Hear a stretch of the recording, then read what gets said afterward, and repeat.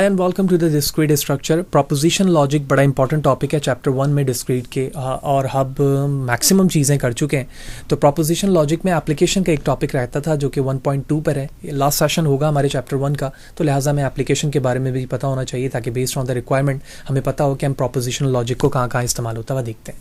तो video further start करने से पहले बताते चलूँ कि यूट्यूब चैनल पर तमाम चीज़ें अवेलेबल हैं। आप फादर हुसैन CS से सर्च करने के बाद मेरे यूट्यूब चैनल के प्लेलिस्ट पर आओगे जहाँ डिफरेंट डिसिप्लिन्स की वीडियोज़ मौजूद है। विद ईज़ आप इन्हें वॉच कर सकते हैं।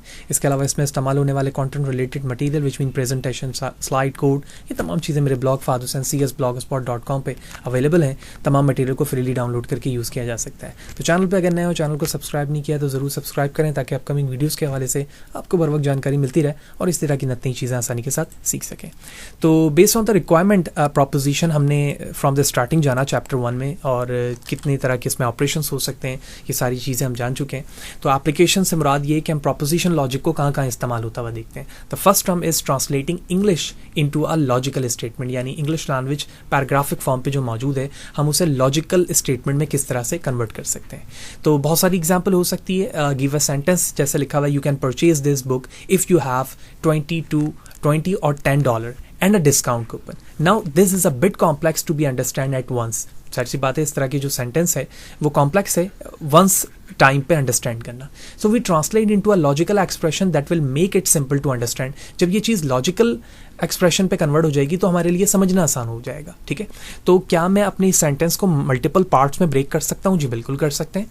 तो A, B, C and D represent the sentence. You can purchase this book, you have $20, you have $10 and you have a discount coupon. तो 4 सेंटेंसेस पे हमने इस कंप्लीट स्टेटमेंट को ब्रेक कर दिया और based on this respectively the sentence converted into a translated this form.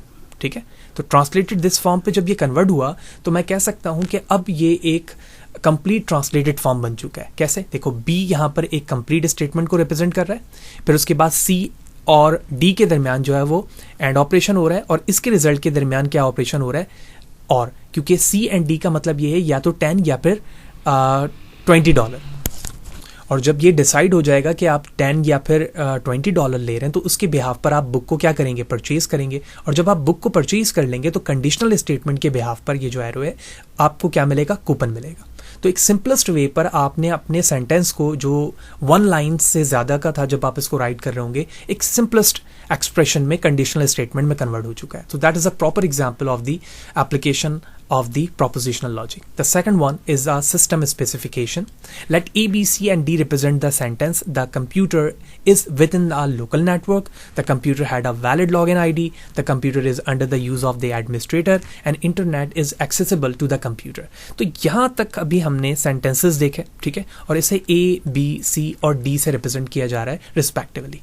अब system specification का मतलब ये है कि आप एक system की specification बता रहे हैं कि system किस तरह का है, वो किस तरह के network से अटैच्ड है, उसमें आईडी क्या है, एडमिनिस्ट्रेटर कौन है, ये सारी चीज़ें बताना चाह रहे हैं। तो इस सिस्टम स्पेसिफिकेशन को मैं लॉजिकल एक्सप्रेशन में कन्वर्ट करके बता सकता हूँ। कैसे? देखें, अब इसी स्टेटमेंट को यहाँ पर आप डायरेक्टली एक्सप्रेस वे पे देखें तो समझना आसान हो जाएगा। सबसे पहले हमें ये देखकर समझ में आया इस एरो के साइड से कि ये कंडीशनल स्टेटमेंट है।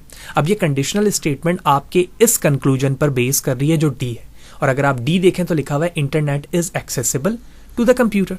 अब ये इंटरनेट कब एक्सेसिबल होगा कंप्यूटर से? जब A, B, C, D के दरमियान वो ऑपरेशन परफॉर्म हो जाए जो स्टेटमेंट पे लिखे हुए हैं। ठीक है, तो हम इसे किस तरह से पढ़ेंगे? A एंड, ठीक है, A क्या है हमारे पास? The computer is within the local network. ठीक है, इसके बाद हमारे पास और ऑपरेशन है, किन दोनों के दरमियान? A और B एंड के दरमियान, और A निगेशन का है विच मीन नेगेटिव है। ठीक है, यानी A के साथ नेगेटिव स्टेटमेंट भी लिखा हुआ है। फिर उसके बाद B के दरमियान और ऑपरेशन होगा, और इन दोनों के दरमियान फिर हम क्या करेंगे, और ऑपरेशन एंड होगा यहाँ पर एंड, और उसके बाद और करेंगे और इसका रिजल्ट इसके साथ और होगा। और जब इसका फाइनल कोई आउटपुट आएगा जो भी होगा वो आउटपुट D के साथ कंडीशनल स्टेटमेंट बनाएगा। तो यही चीज़ यहाँ पे बताई जा रही है सेंटेंस में, if the computer is within the local network. और ये जो सारे सेंटेंस आ रहे हैं ये हम प्रोपोजिशन पे जान चुके हैं। तो और इट इज नॉट ये देखो और का मतलब ये साइन हो गया और नॉट ये निगेशन को रिप्रेजेंट कर रहा है, ठीक है, within the local network but has a valid login ID, और दोबारा और आ गया, it is under the use of the administrator then the internet is accessible to the computer. तो इफ देन आ गया इसका मतलब ये कंडीशनल स्टेटमेंट हो गया और बाकी तमाम स्टेटमेंट को समझने के बिहाफ पर हमने इसे कन्वर्ट कर लिया। तो होपफुली ये बात आपको समझ में आई होगी कि सिस्टम स्पेसिफिकेशन को किस तरह से रीड किया जाएगा और कोई भी जब प्रॉब्लम इस बेस पर दी जाएगी तो हम उसे किस तरह से लॉजिकल या प्रोपोजिशनल लॉजिक में कन्वर्ट कर सकेंगे। Next one is a logical puzzle. So puzzle we know के डिफरेंट टाइप्स के गेम पजल्स होते हैं जिसमें आप चीज़ों को या टाइल्स को मूव करके कोई शेप बना रहे होते हो या मॉडल कर रहे होते हो। तो puzzles that are solved using our reasoning and logics are called logical puzzle. So they can be use to brain exercise. Okay, तो पर्पस हमारा ये होता है कि हम उस पजल्स को सॉल्व करें रीजनिंग के बिहाफ पर, और वो माइंड गेम होता है। तो recreational purposes and for the testing a person reasoning capabilities, solving such puzzles is generally tricky, but it can be done easily using a propositional logic. So one of the applied application of the propositional is a logical puzzle as well. So some of the famous logical puzzles are the muddy children puzzles, ठीक है, इसी तरह से knights and knaves. These are all are the well known puzzles game जहाँ पर हम logical proposition को use होता हुआ देख रहे होते हैं। Fourth one is a boolean search, ठीक है, boolean search is one of the important search. Another important application of the propositional logic is a boolean search.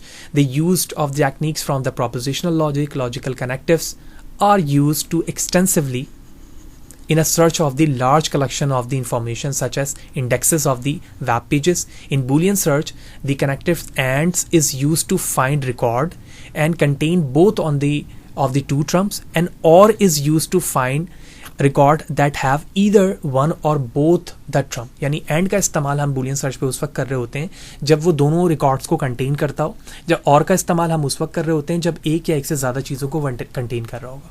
और and connectives not also written as and not is used when we need to exclude a particular search item। यानी जब आपको किसी particular item को exclude करना होता है तो आप एंड और नॉट को वहाँ पर इस्तेमाल कर रहे होते हो। तो ये तमाम बूलियंस जो पैटर्न्स थे या ये शेप्स हैं ये हम प्रोपोजिशन लॉजिक में देख कर आए जहाँ पर हम एक्सप्रेशन को सॉल्व कर रहे होते हैं।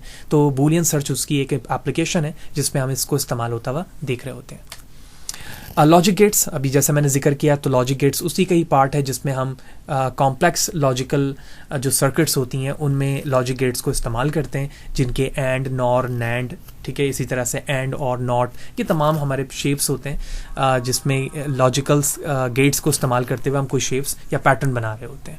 And the last one is interfaces and decision making, that is a very important thing.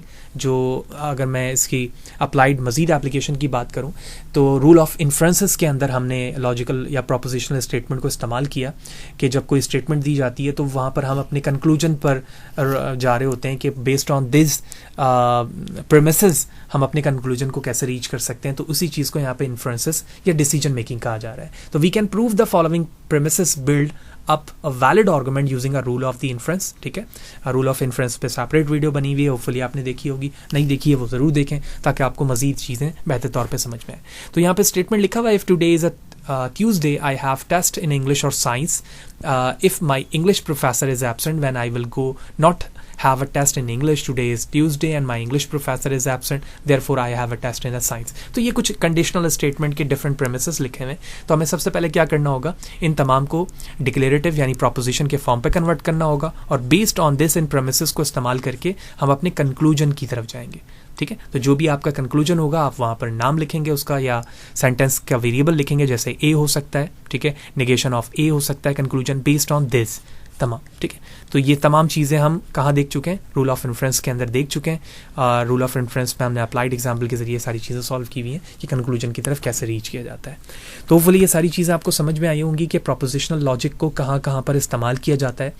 According to the books ये कुछ 6 एग्जाम्पल्स थी अप्लाइड जो कि हमने डिस्कस किया। होपफुली सारी चीज़ें क्लियर होंगी। फिर भी कोई सवाल है, कोई चीज़ अगर समझ में नहीं आई कमेंट सेक्शन पे ज़रूर पूछें, कोशिश करूँगा इस हवाले से आपको बर वक्त जवाब दे सकूँ। वीडियो अच्छी लगी हो तो लाइक करें, ज़्यादा से ज़्यादा लोगों को शेयर करें। And that's the end of the chapter 1। Next session से हम चैप्टर 2 की तरफ जाएंगे, तो इसी तरह से जुड़े रहें, ज़्यादा से ज़्यादा लोगों को शेयर करें। नेक्स्ट सेशन पर मिलते हैं, सी यू देयर।